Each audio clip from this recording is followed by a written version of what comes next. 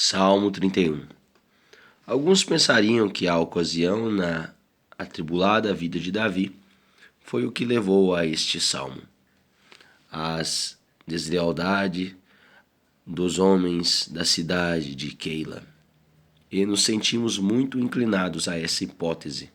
Mas, após a reflexão, nos parece que seu tom profundamente pesaroso e sua alusão à iniquidade do autor exigem concentração numa data mais tardia, e pode ser mais satisfatório ilustrá-lo pelo período em que Absalão se rebelou e seus cortesãos fugiram dele, enquanto lábios mentirosos espalhavam milhares de rumores maliciosos contra ele. Versículo 1.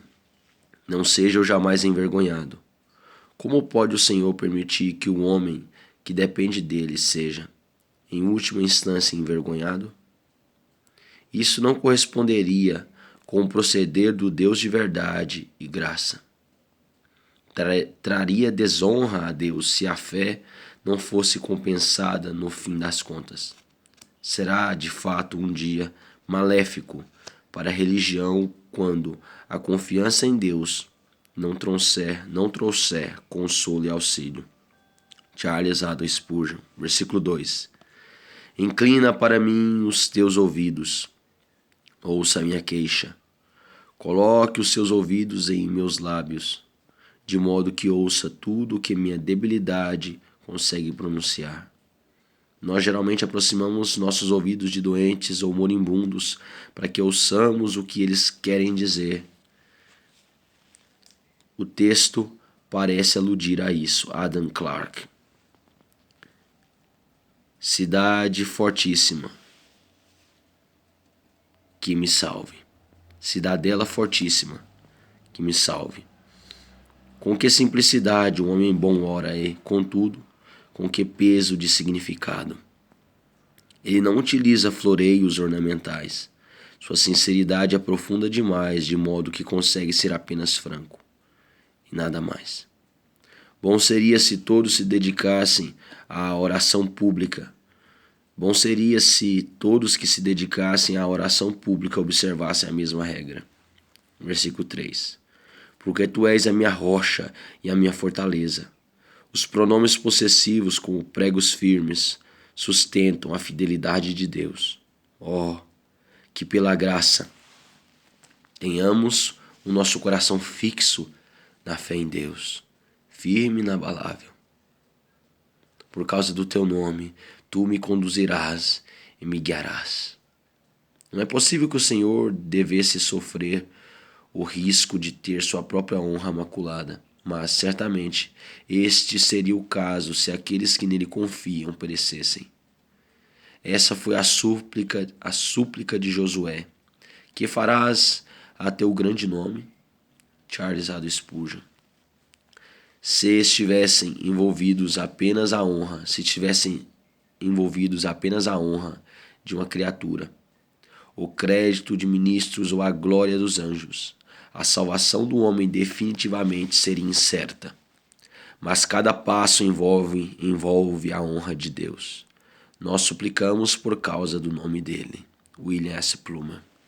Versículo 4. Pois tu és a minha fortaleza. A onipotência corta a rede que a diplomacia tece.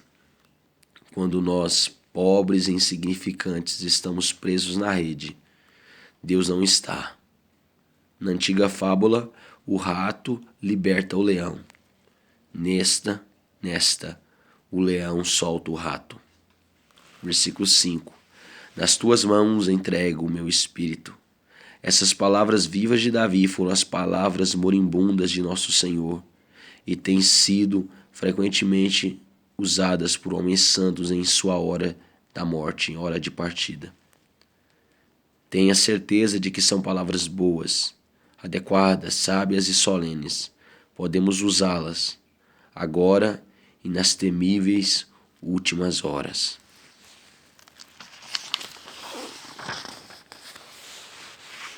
Estas foram as últimas palavras de Policarpo, de Bernardo, de Hus, de Jerônimo de Praga, de Lutero, de Melancton e de muitos outros.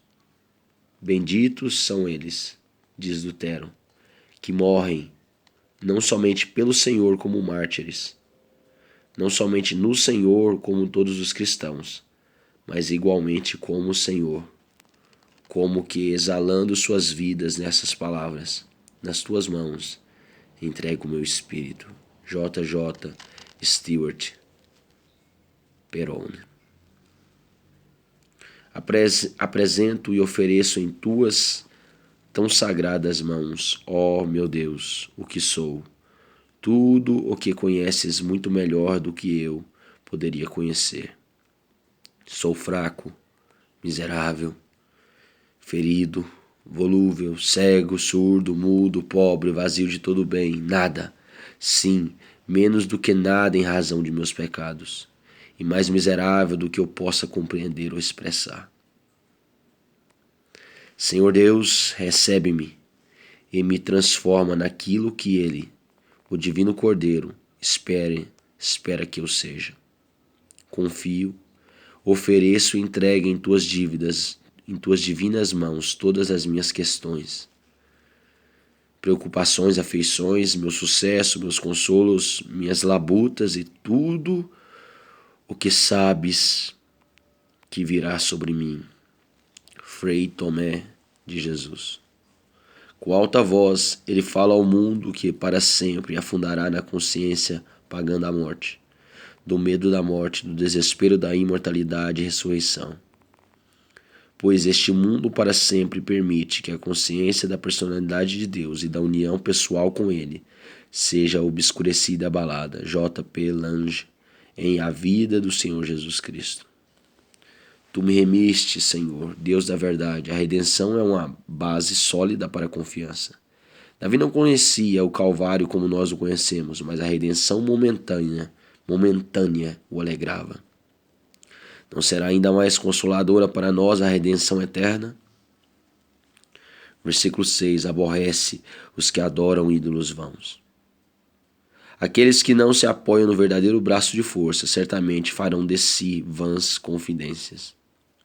Muitos devem ter um Deus, e se eles não adorarem o único Deus vivo e verdadeiro, enganar-se-ão a si mesmos e respeitarão supersticiosamente alguma mentira, além de esperar com ansiedade firmados em vil delírio.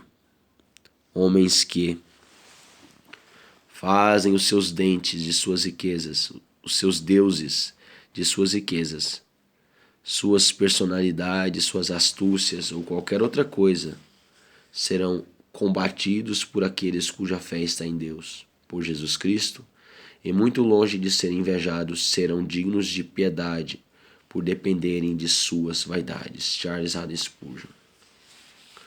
Os romanistas imitam os milagres dos santos para torná-los, assim o supõem, mais gloriosos.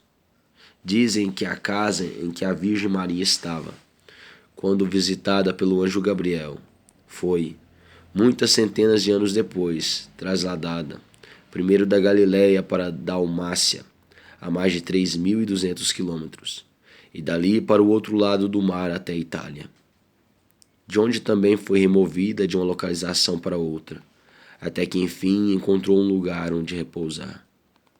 E muitas curas miraculosas, assim dizem, ocorreram por causa dela, e que até mesmo as árvores se curvavam à casa assim que ela chegava. Histórias infinitas desta natureza são contadas, especialmente na lenda dos santos, que se chamam de Legenda Áurea. Um livro tão cheio de coisas torpes que Ludovicus Vives, um papista douto e ainda assim ingênuo, clamou com grande indignação: o que pode ser mais abominável do que esse livro? E questionou-se por que deveria chamá-lo de Áureo, quando aquele que o escreveu era um homem com boca de ferro e coração de chumbo. Pode-se ver agora por todos os cantos, disse Erasmo, exposto para ganho o leite de Maria, que honram quase tanto quanto o corpo consagrado de Cristo, óleo prodigioso, tantos pedaços da cruz que foram unidos, um grande navio não poderiam carregá-los. Aqui a capa de Francisco apresentada para ser contemplada, ali uma vestimenta íntima da Virgem Maria, em outro local o pente de Ana, em outro local as meias de José, e em outro os sapatos de Tomás de Cantuária, e noutro lugar o prepúcio de Cristo, que, ainda que seja algo incerto, eles adoram mais religiosamente do que a pessoa de Cristo como um todo. Eles não só expõem essas coisas como algo que deve ser tolerado e em agrado da população comum, mas toda religião é praticamente colocada neles. Christopher Cartwright. Eu, porém, confio no Senhor. Isso pode ser muito ultrapassado, mas o salmista ousou ser singular. O mau exemplo não deveria abalar nossa decisão pela fé, mas quanto mais estivermos em meio à deserção generalizada, mais deveríamos ganhar ousadia.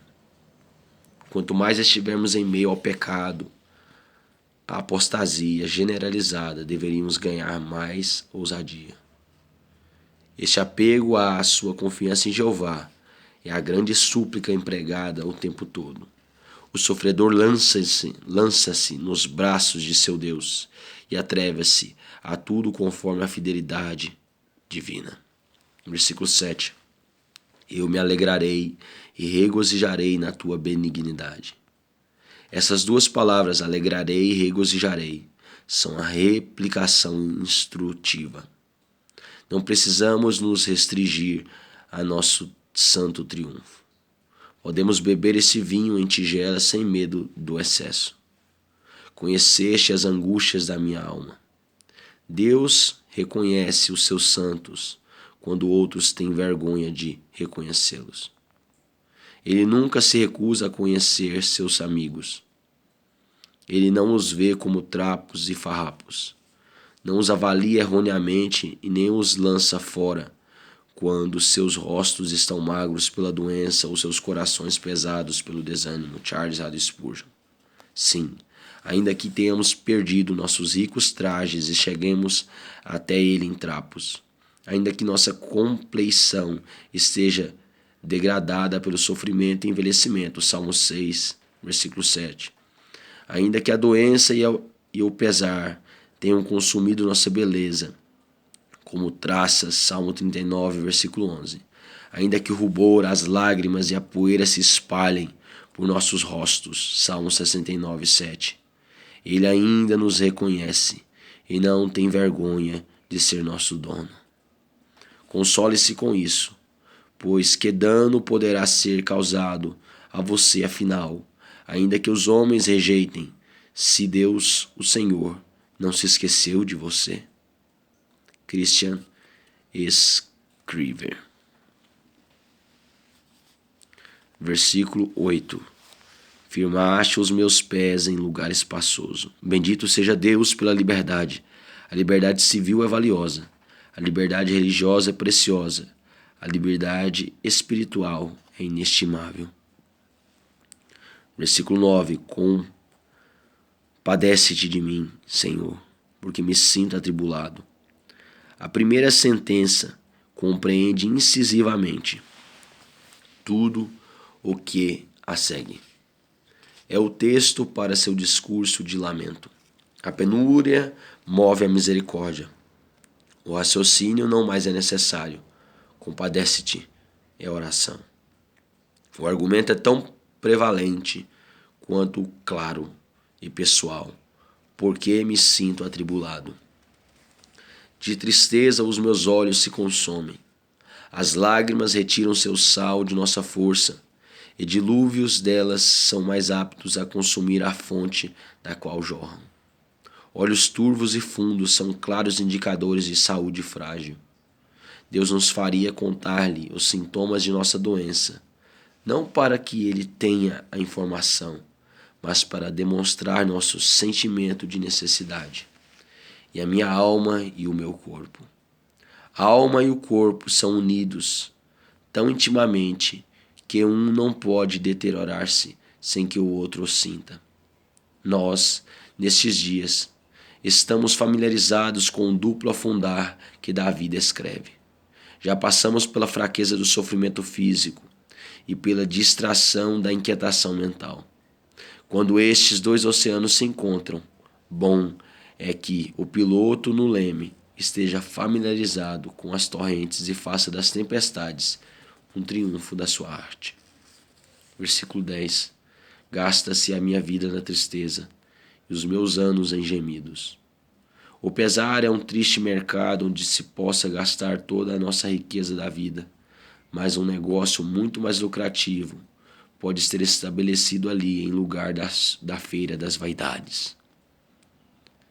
É melhor estar na casa do luto do que na casa em festa. É bom vestir-se de preto. O sal das lágrimas é um medicamento saudável. Melhor gastar nossos anos em gemidos do que em pecados. Debilita-se a minha força por causa da minha iniquidade. Proveitosa é a angústia que nos leva a inquietar-nos com nossa iniquidade. Seria esse o crime mais sujo do salmista, que agora corroía seu coração e devorava sua força? Muito provavelmente sim. Charles Haddon Spurgeon.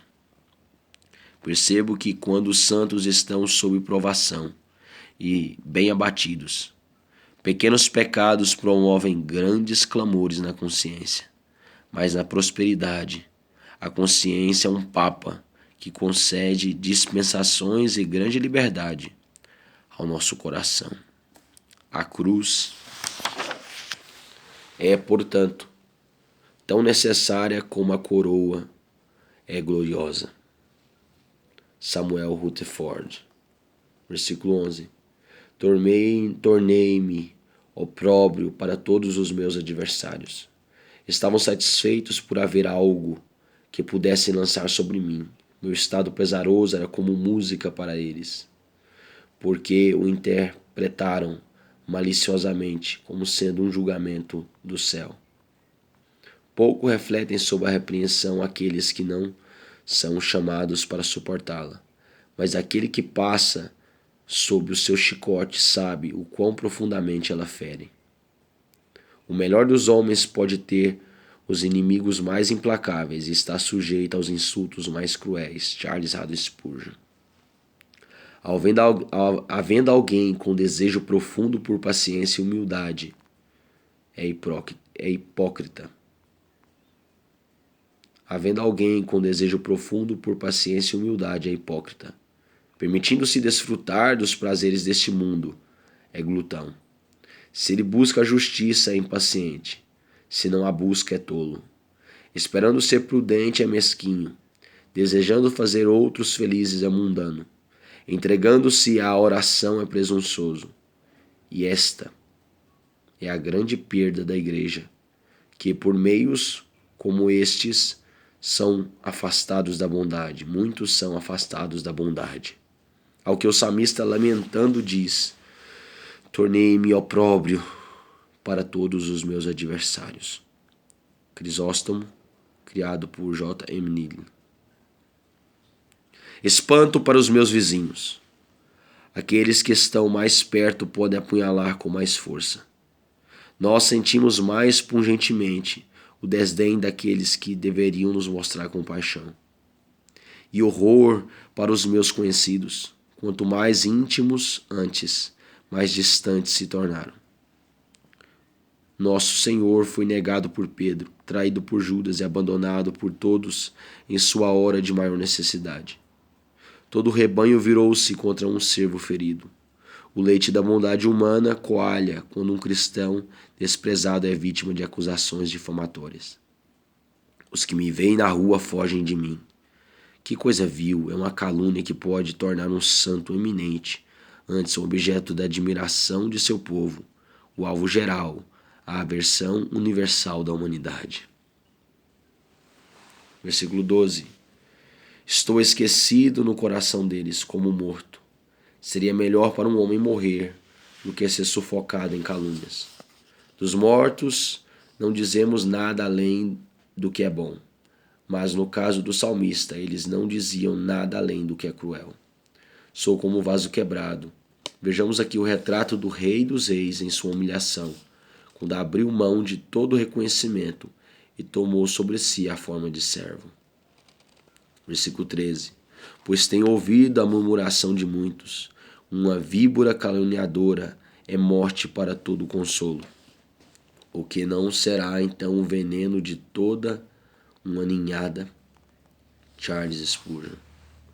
Desde a minha infância, quando comecei a ter sensibilidade com as preocupações das almas dos homens, fui tomado de certa admiração ao descobrir que em todos os lugares as pessoas piedosas e religiosas, que cuidavam seriamente de sua própria salvação e da de outros homens, eram tomadas como assombro e opróbrio do mundo, especialmente dos homens mais malévolos e vis. De modo que aqueles que professam esses mesmos artigos de fé, os mesmos mandamentos de Deus como sua lei e as mesmas petições da oração do Pai Nosso como sendo seu desejo, assim professando a mesma religião, insultavam em todos os lugares aqueles que se esforçavam para viver seriamente de acordo com aquilo que seus ofensores professavam. Se a religião fosse ruim e nossa fé falsa, por que esses homens se professam? Sendo boa e verdadeira, por que odeiam e insultam aqueles que a praticam com seriedade, considerando que eles próprios não a praticam? Mas não devemos esperar que haja sentido quando o pecado e a sensualidade tornaram um homem sensato. Mas devo confessar que, desde que observei o curso do mundo, a conciliação da palavra e a providência de Deus, tomei esses fatores como prova notável da queda do homem, da verdade das Escrituras e da genuinidade sobrenatural da verdadeira santificação, ao descobrir tal inimizade universal entre a semente santa e a da serpente, ao ver o caso de Caim e Abel claramente exemplificado, aquele que nasceu da carne perseguindo aquele que nasceu do Espírito.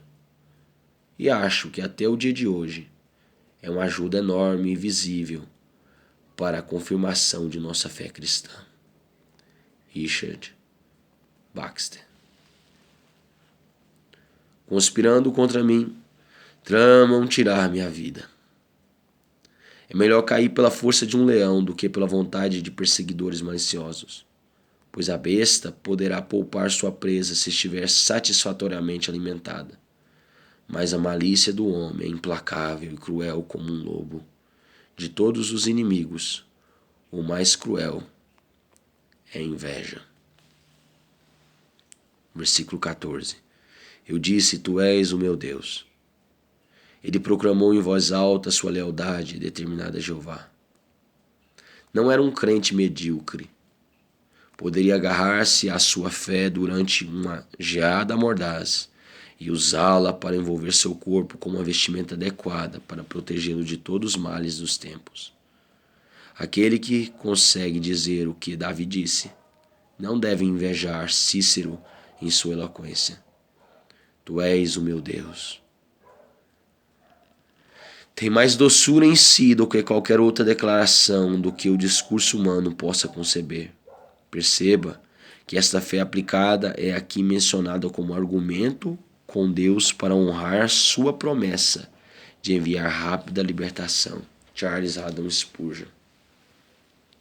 Quanto mais valioso do que 10.000 minas de ouro é ser capaz de dizer, Deus é meu. O servo de Deus o discerne e nisso não vê defeito algum. Antes pode ser sua completa felicidade e, portanto, ele se deleita neste fato e com ele se consola, como fez certa vez um grande cortesão na corte do rei Ciro, que com ele era benevolente. Este cortesão deveria conceder sua filha em casamento a um grande homem, mas seus bens eram poucos e, portanto, alguém disse, ó Senhor, onde você encontrará meios para conceder um dote proporcional à sua filha? Onde estão as suas riquezas? Ele respondeu, com que necessidade posso me preocupar? Ciro é meu amigo. E nós poderíamos dizer isso e muito mais, considerando que o Senhor é nosso amigo e tem excelentes e gloriosos atributos que não podem falhar em suprir necessidade alguma e também nos fazer felizes, de forma mais proporcional.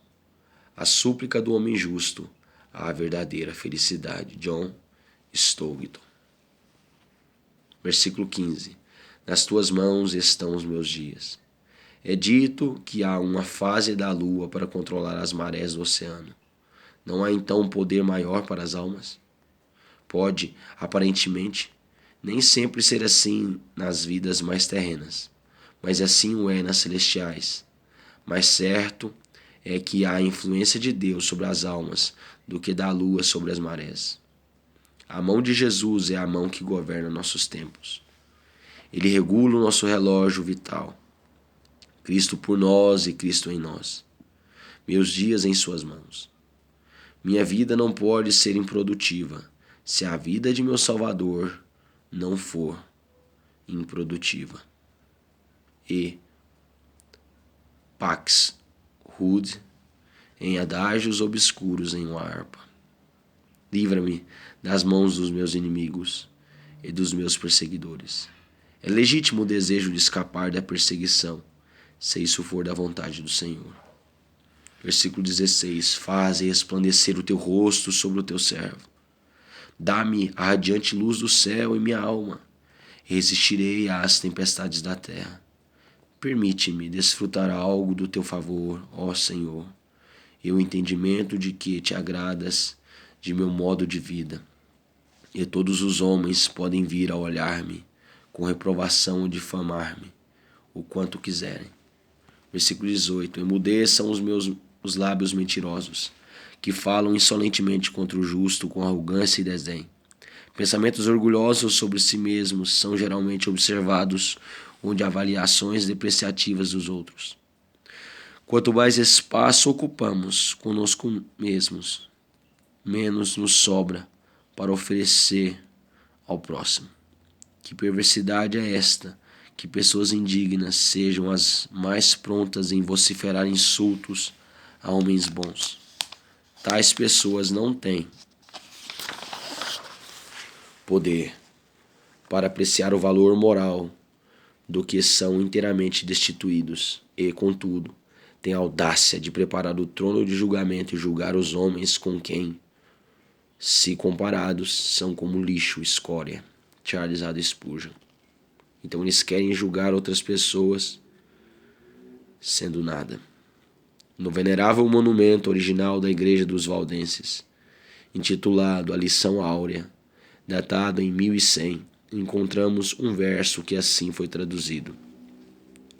Se houver alguém que ama e teme a Jesus Cristo, que não amaldiçoará, nem blasfemará ou mentirá, nem será impuro, não matará, nem tomará o que não lhe pertence, nem se vingará de seus inimigos. Deste se diz, é um valdense e merece ser punido. Antoine Monastier, em uma história da Igreja dos Valdenses. Versículo 19. Como é grande a tua bondade! Ele não nos fala o quão grande é a bondade de Deus, pois não poderia fazê-lo. Não há medidas que possam estabelecer a imensurável bondade de Jeová, que é uma bondade personificada, que é a bondade em pessoa. O maravilhamento santo usa interjeições onde os adjetivos falham completamente. As notas de exclamação são adequadas quando as palavras de esclarecimento não são de proveito algum. Se não podemos mensurar, podemos nos maravilhar. Versículos 20. No recôndito da tua presença, tu os esconderás das tramas dos homens. Aqueles que habitam o pé da cruz tornam-se calejados com o escarnecer dos arrogantes. As feridas de Jesus destilam um bálsamo que cura todas as cicatrizes que os dardos inflamados do desprezo podem nos infligir. De fato, quando armados com a mesma mente que tinha Cristo Jesus, o coração é invulnerável a todos os dardos de orgulho. Versículo 21. Bendito seja o Senhor. Quando o Senhor nos abençoa, não podemos fazer menos do que bendizê-lo em retribuição. Versículo 22. Eu disse na minha prece, estou excluído da tua presença. Geralmente nos pronunciamos inadequadamente quando falamos apressadamente. Palavras intempestivas permanecem na língua por apenas um momento, mas elas frequentemente permanecem por anos na consciência. Charles Haddon Spurgeon. Oh, que amor devemos a Cristo, que pleiteou por nós quando nós mesmos nada tínhamos a dizer, que nos tirou de uma cova de leões e da boca de um leão rugindo. Dizer como a senhorita Sarah White disse: obtive misericórdia, mesmo quando acreditei que meu tempo de misericórdia estivesse para sempre acabado. Tenho a esperança do céu, embora já estivesse condenada pela incredulidade. Estive tão desesperada a ponto de não me importar com o que havia me tornado. Com frequência estive à beira da morte e do inferno, diante dos portões de ambos, então Cristo os fechou. Estive, como Daniel, na cova dos leões, e ele deteve esses leões e me libertou. A bondade de Deus é insondável, que grandiosa é a excelência de sua majestade, que apesar de tudo o faz olhar para alguém como eu.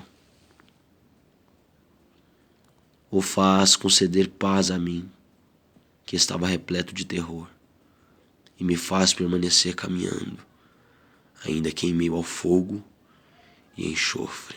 Timothy Rogers. Versículo 23. Amai o Senhor, vós todos os seus santos. Se os santos não amarem o Senhor, quem o amará? O amor é a dádiva universal de toda a família salva. Quem desejaria ser exonerado deste pagamento? São dadas as razões para o amor, pois o amor que crê não é cego. Charles Haddon Spurgeon. Versículo 23. Retribui com largueza o soberbo. A próxima questão é: como Deus retribui o soberbo? Primeiro, pela retaliação. Pois Adoni-Bezeque, que cortara os polegares de muitos, teve seus polegares cortados. Juízes 1:7. Então os pobres judeus, que clamaram tão alto: crucifica-o, crucifica-o, foram tantos deles crucificados. Se você acreditar em Joséfo, não havia madeira suficiente para fazer cruzes, e nem espaço suficiente no local de costume para colocá-las quando eram feitas. Os orgulhosos normalmente fazem armadilhas e cavam fossos para si mesmos. Disto as Escrituras dão testemunho abundante.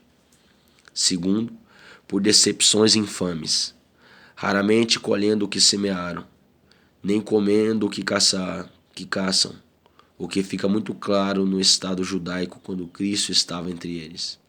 Judas traiu Jesus para conseguir dinheiro e não viveu o suficiente para gastá-lo.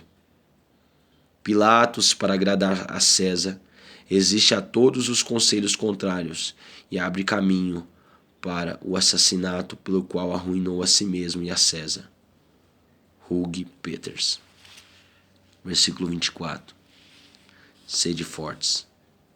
A coragem cristã pode ser assim descrita. É a audácia destemida de um coração santificado ao aventurar-se em dificuldades e percalços por uma boa causa, segundo o chamado de Deus.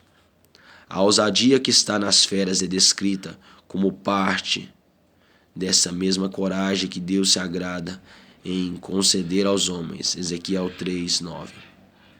Esta é a promessa do Senhor. Fiz a tua fronte como diamante, mais dura do que a pederneira. As palavras mais duras daqui são as mesmas do hebraico. Fortiorem Petra,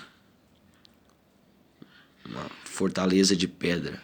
a rocha que não teme clima algum, verão ou inverno, sol ou aguaceiros, calor e frio, geadas e neve, não muda sua coloração, não diminui seu tamanho, não muda seu aspecto, permanece a mesma. Amado, o heroísmo não consiste em olhos perspicazes ou um olhar aterrorizante em belas palavras, mas consiste na coragem, no vigor que está dentro do peito. A raiz sobre a qual a coragem se ergue é o amor a Deus. Todos os santos de Deus que amam o Senhor sejam fortes. O amor de Cristo constrangeu-me a embarcar nestas ousadas e intrépidas aventuras. Nestas ousadas e intrépidas aventuras, disse o apóstolo. 2 Coríntios 5,14. A regra pela qual é direcionado é a palavra de Deus. O que agradou ao Senhor, deixar registrado para a orientação de um cristão em páginas santas. 1 Crônicas 22, do versículo 12 ao versículo 13. E o fim ao qual se refere a Deus. Pois todo homem santificado, sendo um homem que se nega a si mesmo e avança em Deus, seu Deus é o seu centro, em que seus atos e projetos descansam. E sua alma não pode satisfazer-se em algo mais senão Deus. Simeon Ash. Sermão pregado diante dos comandantes das forças militares da renomada cidade de Londres. Sermão pregado diante dos comandantes das forças militares da renomada cidade de Londres. Massacrar as luxúrias carnais é, por assim dizer, para um homem mutilar e desmembrar seu próprio corpo. É uma obra dolorosa e terrível, como seria para um homem cortar seus próprios pés, suas próprias mãos e arrancar seus próprios olhos, como Cristo e o apóstolo Paulo expressam. Simeon Ash.